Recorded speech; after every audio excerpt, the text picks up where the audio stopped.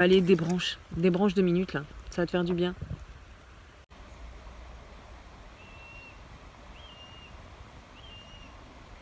Qui n'a jamais souhaité voir le soleil souverain guider ses pas vers la richesse et l'histoire des mystérieuses cités d'or?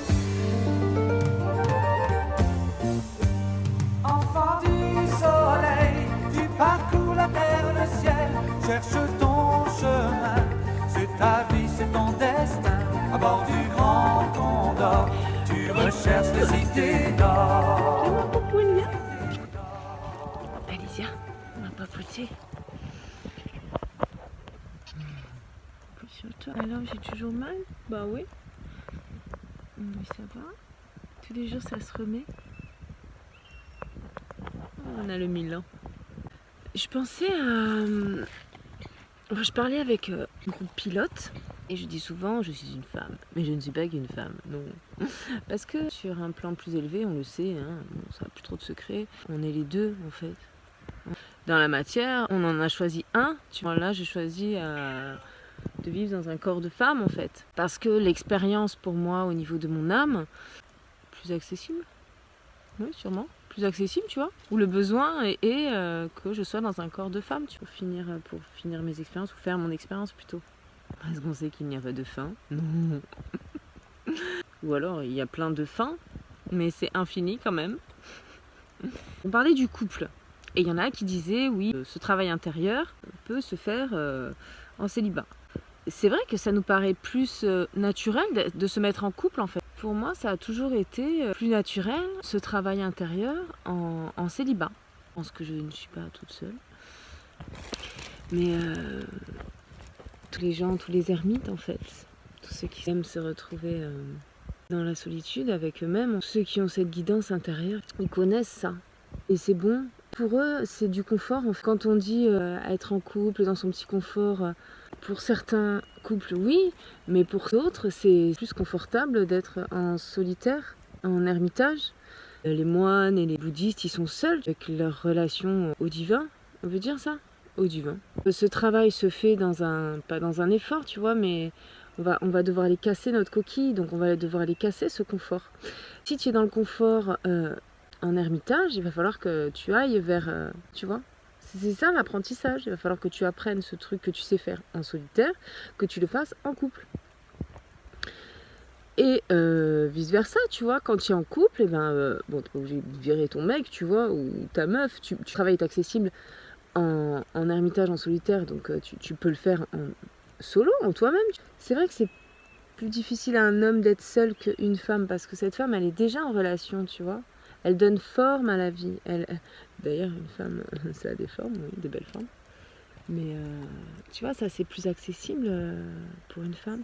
Et pour un homme, bon, enfin c'est relatif aussi, on peut pas non plus généraliser, tu vois. Je parle que de moi, je parle pas des femmes et des hommes en général, parce que moi je vous dis comment on fait ce travail. Ma part masculin, on va dire, c'est tout ce qui est du domaine de l'action. Donc je vois bien que, vu que c'est naturel chez la femme de donner forme à cette réception, on va dire, cette réception de l'influx, de donner une forme dans la matière, en fait, ben pour un homme, ça va être plus accessible dans l'action. Donc pour ma part masculine, tu vois, pour un homme, ça sera plus accessible dans la matière, donc avec le corps, en fait. Il va peut-être atteindre au niveau physique, donc même charnel, on atteint des plans plus élevés, tu vois. Et je pense que notre part masculine, peut-être que ça correspond plus à la part masculine. Et c'est peut-être pour ça ce différentiel entre l'homme et la femme. Peut-être que la femme, elle ne voit pas ou elle ne comprend pas ce côté action sans sentiment en fait. Parce qu'après on va dire que tout ce qui est réception et intériorité, ça va représenter les sentiments, les émotions et tout. Donc du coup on va prêter à l'homme qu'il n'ait pas de sentiments ou pas d'émotions, tu vois. Alors qu'en fait c'est juste simplement qu'il exprime autrement, qu'il le manifeste autrement.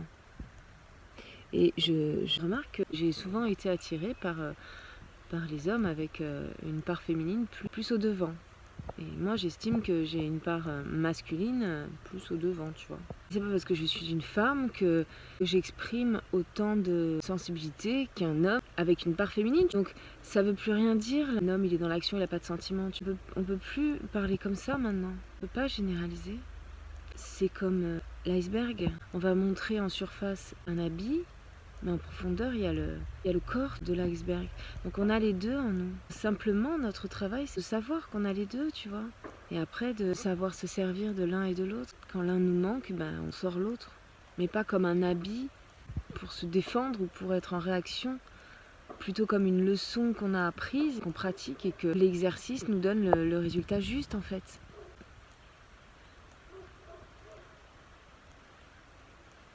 Donc, on va pouvoir prendre conscience de nos pensées, nos paroles et de nos actions, mettre en place ce processus masculin-féminin créatif.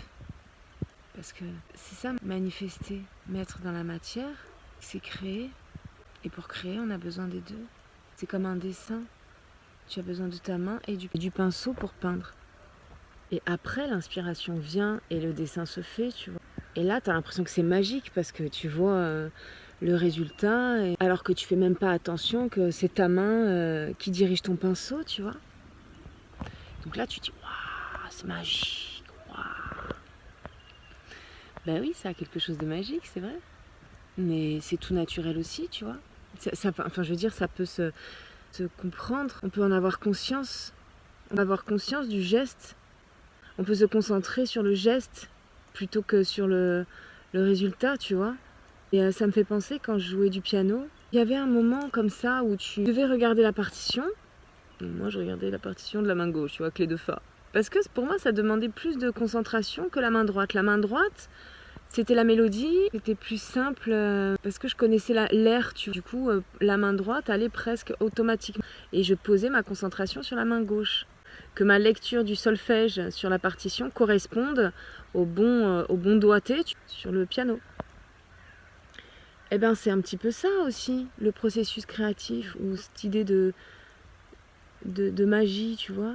Il y a quelque chose qui va t'échapper, et en fait, à deux, donc avec la partition théorique et la partie pratique, donc faire appuyer sur les touches, il y a un son, une harmonie, quelque chose qui sort, tu vois, de beau. Et encore, il y a un autre truc, parce que cette partition que tu vas jouer sur le piano, tu vas pas l'écouter puisque tu te concentres d'abord sur les mains. Mais la musique que tu fais, après, tu peux te concentrer sur l'écoute de la musique. Donc en jouant seulement un morceau de piano, tu peux décortiquer plusieurs choses, tu vois. Tu peux placer ta conscience ou ta concentration, on va dire, sur plusieurs choses. Et le morceau sera le même, et pourtant, tu le découvriras dans toutes ces parties, tu vois.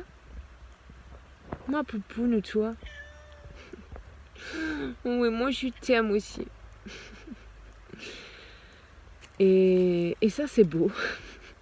Parce que pour moi, ça, c'est ça la vie. Parce que sinon, on se fait chier quand même. Si c'est le côté solfège, c'est super rébarbatif. Si on fait que appliquer une théorie pour la reproduire sur un piano, ça fait un peu le côté mécanique, tu vois. Et là, aujourd'hui, on en est là, en fait. Le règne humain, il en est là. Et il est en train de se dire, putain, je me fais chier. Mais oui, on se fait chier. Allez, il faut aller découvrir d'autres trucs. Et justement, c'est le plus intéressant qui arrive là pour nous. Mais il faut pouvoir lâcher ce contrôle de la partition sur le piano.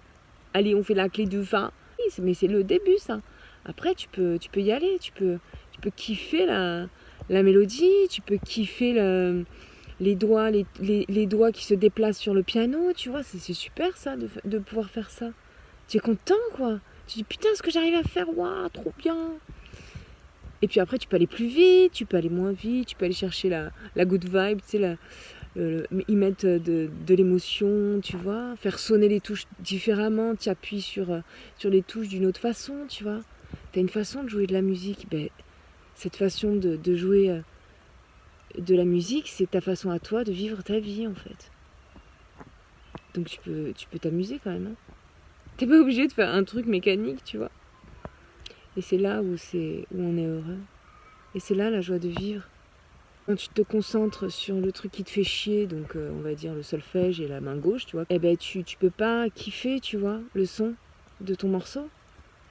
Et aller visiter en toi ce que ça te fait, tu vois. Et pourtant, vu de l'extérieur, tu fais la même chose qu'un qui kiffe la vibe. Mais alors pourquoi tu n'y arrives pas, toi? Mais il faut juste que tu te concentres sur autre chose. Concentre-toi sur les choses qui te plaisent, que tu aimes faire. Et là, tu sentiras l'amour, quand même. Et la joie de vivre, oui. Quand on souffre dans un couple, soit on accepte et on essaye de changer la situation. Donc on fait appel à cette part en nous créatif. Soit on rejette, tu vois, on dit non, c'est trop. C'est trop souffrant. Alors je veux pas, tu vois. Là, on décide de souffrir, en fait. On choisit de souffrir. On choisit de garder cette souffrance. De pas la dépasser, de pas la surmonter, en fait. Donc, je vous parle de moi, de mes expériences. Donc, une fois que j'ai viré mes mecs, tu vois, mon mec qui m'a cassé les couilles, en fait, on va dire. Pour dire de façon beaucoup plus poétique, oui. Et que je me suis retrouvée toute seule avec ma souffrance, j'ai dû la guérir, tu vois. Donc en fait, j'ai quand même fait ce processus de transformation, mais je ne l'ai pas fait dans mon couple. Je l'ai fait en moi. Donc, je ne sais pas si c'est le mieux. C'est juste que moi, j'ai fait ça. Bon, je trouve que c'est un peu dommage que je me prive des bons moments, tu vois. En même temps, on peut pas passer des bons... On peut pas partager des bons moments tant qu'on n'a pas soigné ces blessures en nous. Tu vois? Si on est blessé, l'autre en face, il nous renvoie nos blessures, tu vois. Et du coup... Et on souffre. En couple. Voilà, c'est tout. Donc comment faire? Donc moi, par exemple, ce que j'ai fait, donc j'ai laissé tomber l'idée du couple. J'ai dit, bon, va fanculo, tous les mecs, tu vois. Et puis, je me suis concentrée sur les relations que j'avais. Et donc des relations familiales, sociales, professionnelles, amicales. Quand tu as des souffrances, et il faut pouvoir les sortir et les exprimer, tu vois. Donc il faut bien qu'il y ait quelqu'un en face qui te voit et qui te montre les souffrances que tu as. Parce que dans le travail seul, c'est comme si tu te cachais les yeux, tu dis non, moi je veux pas. Un couple, ça fait trop souffrir. Mais non, mais en fait, c'est tes souffrances à toi que la relation de couple te révèle. Donc chaque relation révèle ta souffrance, ta blessure d'âme. Donc tu peux faire ce travail dans chacune de tes relations. Et pour ça, il va falloir que tu accordes de la confiance à cette relation, tu vois, à l'autre. Et l'autre peut à ce moment-là te faire vivre et te révéler tes blessures, en fait. Parce que si l'autre tu l'aimes pas, que tu entretiens une relation légère, sans sentiment profond, cette relation ne va pas pouvoir aller te toucher profondément. Si tu t'en fous de sa gueule, je veux dire, quelqu'un que je m'en bats les couilles, il va venir, il va me dire ouais, t'es une connasse, mais je m'en bats les couilles, tu vois. Quelqu'un que j'estime et que je porte dans mon cœur, il va venir me faire une trahison. Là, ça te blesse. Mais ça peut pas te blesser si tu l'as pas porté dans ton cœur, tu vois. C'est pour ça que le processus d'amour, il est là pour guérir. Parce que si tu n'aimes pas quelqu'un, il peut pas être ton ennemi. Tu comprends? Et en même temps, si c'est pas ton ennemi, ça veut dire qu'il t'a pas blessé, tu vois. Et si ça t'a pas blessé, tu n'as pas avancé, en fait. Parce que pour guérir, il faut bien se rendre compte qu'on a mal, tu vois. Il faut pas se dire non, je suis pas mal. Non, je suis pas blessée. Non, moi je kiffe la vibe. Oui. Bon, l'un n'empêche pas l'autre parce que je kiffe la vibe, tu vois. Mais quand on fait ce travail intérieur, c'est bien qu'on veut guérir nos blessures. Et du coup, quand on a guéri nos blessures, t'es restauré, tu vois. Du coup, tu es en harmonie. Moi, par exemple, là, quand je parle d'un environnement toxique, c'est un environnement auquel j'accorde du temps, de l'énergie, et avec lequel je m'investis. C'est comme un jardin que tu arroses, tu vois. Forcément, ça va pousser. Cet environnement va t'apporter des trucs qui vont te faire mal. Donc, on va dire que c'est l'environnement qui est toxique. Mais en fait, en t'apportant ça, en fait, c'est toi qui as arrosé le jardin. Donc, les fruits qui sortent de ce jardin, c'est le fruit de ton travail. Donc c'est bien que c'est un résultat qui est pour toi, tu vois. Et si tu trouves que c'est toxique, c'est ton regard qui trouve que c'est toxique. Mais si tu changes ton regard et c'est ça le truc de transformation, c'est juste un jugement que tu as sur les événements, les fruits, tu vois, c'est comme les travaux des motos. On a un pouvoir sur l'environnement. Mais ce pouvoir, ça dépend de notre regard en fait. Donc si tu vois qu'il est toxique, il va être de plus en plus toxique. Si tu vois qu'au contraire, parce que donc pour moi les blessures, il faut les guérir, tu vois. Il faut guérir ces blessures pour être heureux, pour ne plus souffrir en fait. Donc ton environnement toxique va te permettre de voir en face ce qui te dérange, ce qui te fait souffrir. Et en toi, là, tu vas pouvoir le voir. Au lieu de le voir en face, tu vas le regarder en toi. Donc par exemple, moi là, c'est la trahison, tu vois. Et donc, je me suis trahie en fait. Les autres m'ont trahi, ils ont fait des trucs dans mon dos. Et ils m'ont dit des mensonges. Mais moi, je me suis dit des mensonges. J'ai fait des trucs en cachette.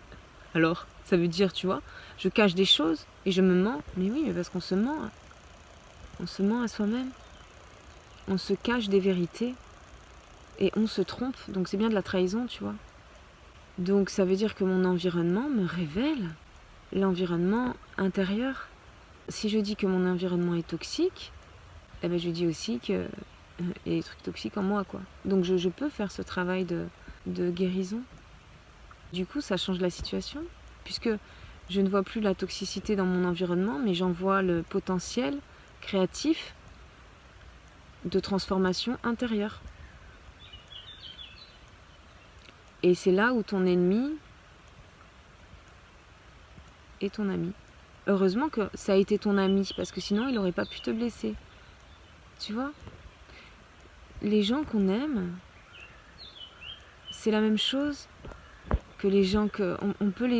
On a le même potentiel de les détester, tu vois. C'est juste après une question de positionnement, d'angle de vue. Tu te positionnes à les détester ou tu te positionnes à les aimer, tu vois. Là, par exemple, et je pense que c'est pour tout le monde pareil, quand on donne de l'amour, on aime recevoir de l'amour. Sauf que quand on donne de l'amour, on donne le potentiel à l'autre de nous faire du mal, de nous blesser, puisqu'on prend le risque, tu vois. Et ça, moi, je supporte pas en couple, parce que je me dis, attends, on est en couple, c'est pas pour se faire chier, tu vois. C'est du bonus, le couple. Tu te dis, bon, bah, j'ai passé des bons moments, quoi. Et donc, du coup, j'acceptais aucun mauvais moment, tu vois. Je me dis, vas-y, comme c'est un enculé, lui. Il me fait de la trahison, vas-y, dégage. Mais finalement, on fait... Après, je vis pareil, tu vois. On me dégage direct. Ben alors quoi, je vais pleurer dans un coin et je dis, ouais, j'en ai marre, c'est toujours pareil et tout. Je vis toujours pareil, la boucle. Ben non, oui, tu vas pleurer dans un coin, puis après tu regardes en toi, tu te dis mais attends, le point commun de ces expériences, c'est quand même moi, oui. Alors peut-être il y a un truc en moi qui fait que, oui, si bien, vas-y, continue comme ça. Et si chacun travaille à ça, se change, tu vois, ben c'est super, on n'a plus peur que l'autre soit notre ennemi, tu vois, puisqu'on le sait, on le sait comment ça fonctionne. Donc ben voilà, on a le mode d'emploi, quoi. Donc après, en fait, donc tu discernes les graines d'un arbre, tu vois, et du lierre. Et du coup, soit tu investis, tu arroses cette petite graine de l'arbre, et puis tu passes ton chemin quand c'est du lierre, tu vois. C'est vrai, mais à la base, on est tous, je veux dire, dans la graine, il y a la vie, tu vois. Dans chacune des graines, il y a la vie. Donc je veux dire, il y a quand même une place pour le lierre. Tu vois. Mais aujourd'hui, on est allé trop loin. Donc on a laissé le lierre, tu vois, étouffer l'arbre. Et les virus tuer, tu vois. On est allé trop loin. Donc cet ordre est nécessaire. Cet ordre est nécessaire. On va pas alimenter, on va pas arroser le lierre, tu vois. Maintenant, on peut plus. On peut plus parce que on a trop arrosé le lierre là maintenant. Donc maintenant, c'est le processus de destruction est enclenché. Donc c'est pour ça que c'est important de discerner maintenant. Et de donner forme en fait. et d'investir notre pouvoir dans la pousse de la graine de l'arbre et pas du lierre, oui. Et puis tu peux même lui découper sa race, tu vois, au lierre. Mais je veux dire, quand je parle de ça, c'est quelque chose d'en face, mais c'est en nous. C'est en nous ce lierre. Le lierre, c'est nos idées négatives, tu vois, par exemple, si on peut dire positives et négatives. C'est ce qui va nous détruire, en fait. C'est ce qui va étouffer l'arbre, tu vois. C'est ce qui va faire qu'on n'est pas d'accord avec l'acte qu'on a posé, par exemple, tu vois. Par exemple, j'ai un ami en ce moment, il me dit « Ouais, mais pourquoi je fais ça ?» J'ai dit « Si tu n'es pas d'accord avec ce que tu fais, ne le fais plus. Là, tu arroses la graine de l'arbre. C'est tout. On a le pouvoir d'action quand même sur notre vie, quand même. Oui. Et puis sur nos pensées. On est en train. Pas encore, tout à fait. Mais ça vient, tu vois. Je crois que c'est le plus long, ça. Je sais pas, pour moi, c'est arrivé d'un coup, en fait. Comme s'il y avait un truc à arracher ou au contraire reconnecter, tu vois. Et mes pensées ne sont plus... Avant, il me semble que tu es toujours en activité, tu vois, en mécanique. Enfin, j'ai le souvenir que c'était ça pour moi. Donc t'arrêtes jamais, quoi. Et puis pour arrêter ces pensées, faut t'en rajouter, en fait. Peut-être plus pour la femme, parce que il me semble que quand j'étais dans le sport, par exemple, quand je me mettais au sport, j'avais plus ça. J'étais concentrée sur le corps, donc la partie masculine, en fait, en nous, tu vois. Et c'est pour ça que l'homme, dans le couple, moi j'ai remarqué que l'homme, il venait calmer ce mental que j'avais, tu vois. Et c'est pour ça que j'aimais bien des hommes tout calmes, tout bien, tout, parce que c'est cette part en nous pas de fragilité, mais de laisser tomber, tu vois, de dire bon allez c'est bon, viens te reposer ma chérie, ou fais-moi un gros câlin, tu vois, cette part en nous de aller des branches 2 minutes là, ça va te faire du bien. Ben ça détend, ça enlève le tourbillon de la pensée, tu vois, non-stop, le mental. Donc le lierre, on va dire. Parce que si tu n'arrêtes pas cette pensée infernale, on peut comparer au hamster qui rentre dans sa roue, tu vois, et qui court. Si tu n'arrêtes pas ce lierre, ça étouffe ton cœur. C'est-à-dire que tu vas te concentrer sur ces pensées incessantes, tu vois, plutôt que sur les désirs de ton cœur. Pourquoi tu es là, tu vois, sur l'objectif. Il y en a, ils disent mission de vie. Mais ça peut être des petits objectifs, tu vois, à atteindre petit à petit. T'es pas obligé d'avoir une grande mission tout de suite quand t'es petit et de savoir ce que tu vas faire. Ça peut être un petit truc qui t'amène à autre chose, puis qui t'amène à autre chose, puis un petit pas, puis un autre petit pas, puis ça y est, tu as tout ça de responsabilité, maintenant tu vas faire autre chose, tu vas développer ton truc. Et voilà, tu vois. Mais c'est ça qu'il faut garder en priorité, c'est ça qu'il faut alimenter. C'est pas la pensée incessante et insatisfaisante en nous. C'est ce que ton cœur il veut vraiment. Et quand mon ami me disait ouais pourquoi je fais ça, mais je veux pas faire ça et tout, ben, alors qu'est-ce que tu veux faire? Qu'est-ce que tu veux faire? C'est quoi que tu veux faire? Voilà. Il faut pouvoir déterminer ce qu'on veut et ce qu'on a besoin. Moi ma fille elle me dit ouais maman, et elle commence à s'énerver, à râler. Je dis mais attends, là ton corps il te dit quelque chose, c'est quoi? Tu as envie de faire, qu'est-ce que tu as envie? Tu as besoin de quoi? Ouais nana, et puis elle s'énerve, mais en fait c'est jusqu'à la fin, tu vois.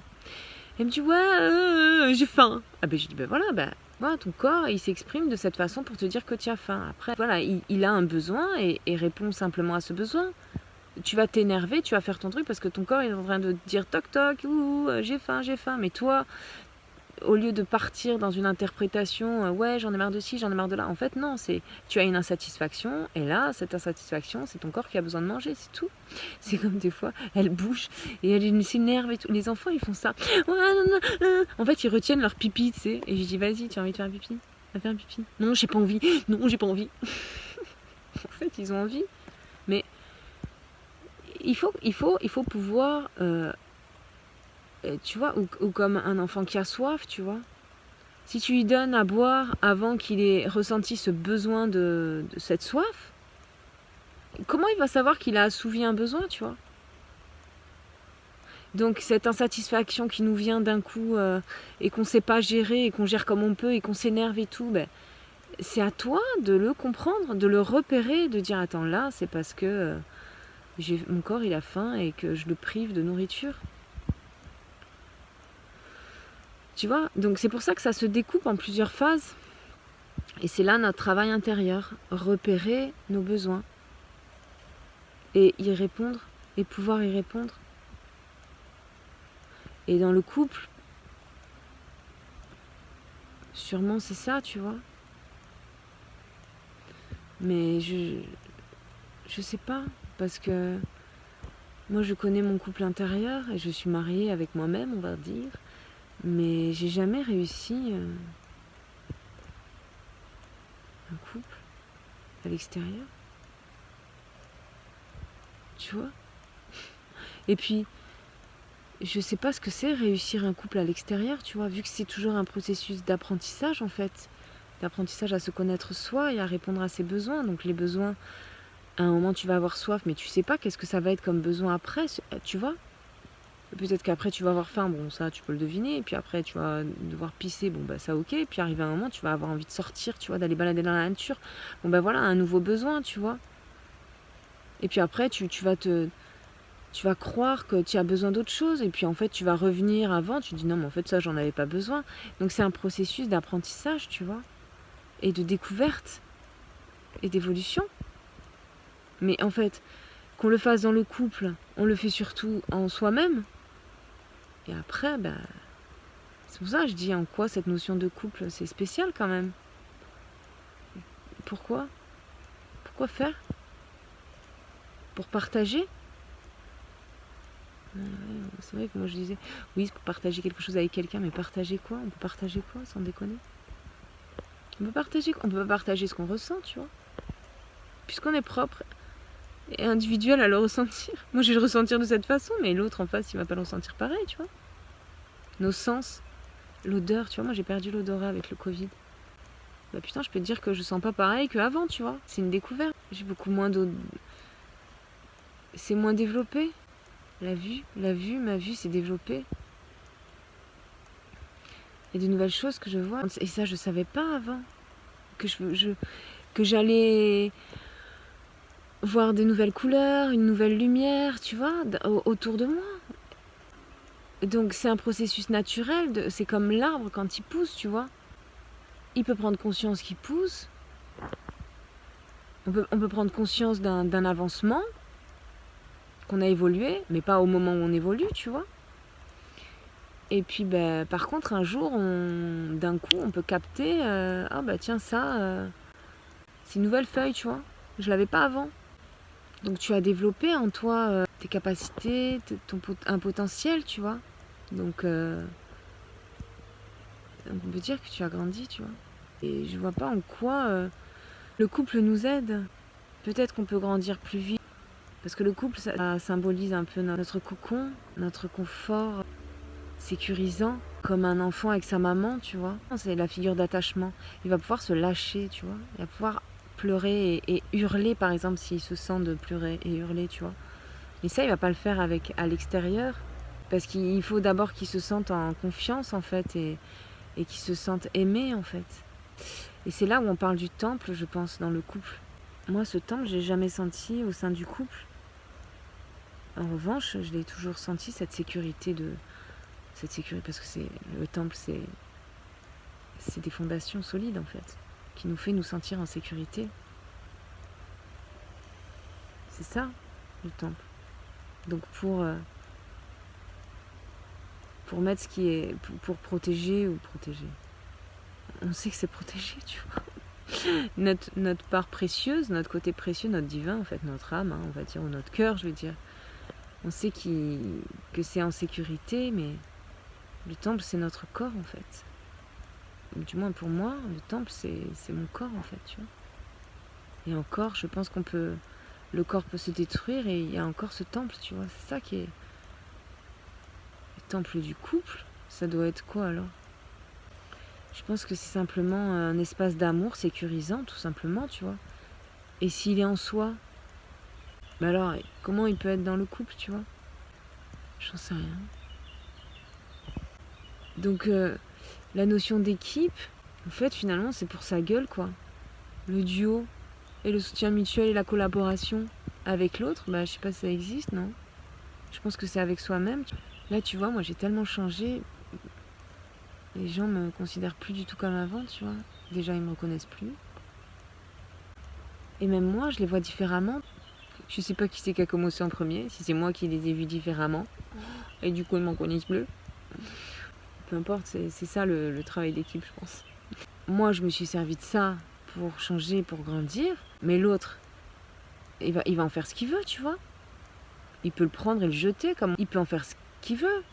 Donc, on parle bien d'un espace d'amour pour faire exploser les choses, quoi, tu vois. Moi, je me retiens plus, moi, maintenant. Tu peux plus me retenir maintenant, tu vois. C'est comme si j'avais explosé, en fait. Donc, quand je vais dire ma vérité, ça peut être explosif, tu vois, pour certains. Et ça peut être comme une épée, tu vois, qui coupe, qui tranche, qui décapite. Mais la même chose peut être comme un câlin, tout doux, tout gentil, tout tendre. Ça dépend de comment tu le prends en face, quoi. Oui. Et on a besoin de vérité pour avancer. Et selon comment tu prends la vérité, tu avances vite, en fait. C'est juste une question de rapidité. Parce que quand tu prends la vérité dans la gueule mais que tu veux pas la voir, tu avances quand même, mais plus lentement. Oui. Parce que le travail est fait, la graine est plantée, en fait, quand tu dis une vérité. C'est trop tard. Tu as un avant et un après. Donc ça va forcément te transformer et te changer, tu vois. C'est une idée. C'est ça les citations qu'on a. Tu peux pas faire arrêter une idée. Une fois que l'idée est lancée, tu vois, c'est la propagande, là. Ils se servent de ça, tu vois, les médias et ceux qui ont le pouvoir. Ils te balancent une idée de peur, et toi, ça y est, ça fait son chemin. Donc c'est à toi de transformer cette idée de peur dans un espace. Tu mets cette idée de peur dans un espace d'amour et de sécurité, ben, elle dégage, tu vois. Elle n'a pas sa place. Donc voilà, à partir du moment où tu connais cet espace, où tu as cet espace, tu sais que c'est pour toujours, que c'est éternel, et qu'il n'y a rien qui puisse rentrer dans cet espace qui puisse te détruire, en fait. Donc c'est bien là ta sécurité. Donc cette idée de peur, elle tombe. Donc, quand on va te dire une méchanceté, que tu vas prendre cette épée pour une méchanceté, ben pourquoi? Pourquoi? Pourquoi? Pourquoi faire? Parce que, je sais pas, pour te faire du mal? On peut plus te faire du mal. À partir du moment où tu as trouvé cet espace en toi, on ne peut plus te faire du mal. Ou alors, c'est que tu choisis cette expérience. Tu choisis d'avoir mal, d'en souffrir, en fait. Tu choisis d'en souffrir. Tu comprends? C'est là où Néo, il arrête les balles. Ça glisse, après. Puisque tu sais ce qui te fait du bien et ce qui te fait pas du bien, tu vas que prendre ce qui te fait du bien. Tu vas laisser tomber ce qui te fait du mal. Donc tes balles, là, les balles qu'on te balance, ben, tu les arrêtes. Et c'est en ça que tu peux trier, tu vois. Tu peux trier les gens, les choses, les expériences de ta vie, en fait. C'est en ça que tu peux voir le lierre et l'arbre. Dire fuck à la souffrance. Et tu vas accueillir les belles choses, les choses qui te portent, qui te font du bien. C'est-à-dire que ton morceau de piano, tu vas apprendre le plus vite possible ce qui te casse les couilles, en fait. Donc, en gros, c'est faire l'effort. Tu vois, tu tiens un effort à faire, bah, tu le fais, tu vois. Mais après, tu vas t'amuser à écouter ton morceau et tu vas prendre du plaisir à le jouer de différentes façons, ou les yeux fermés, et tu vas te concentrer que sur ce qui t'apporte du bonheur. Donc tu choisis la joie plutôt que la façon mécanique et l'effort, tout le temps l'effort. C'est bon, quoi. C'est ça le lâcher prise. Tu as quelque chose à faire, fais-le, et après, amuse-toi. En tout cas, il faut pas passer plus de temps à se casser les couilles, à se faire chier, plutôt que à vivre des bons moments, tu vois. C'est ce que je disais sur le couple. Le couple, il est pas là pour qu'on se fasse chier, il est là pour qu'on vive des bons moments. Allez, bisous mes chéris.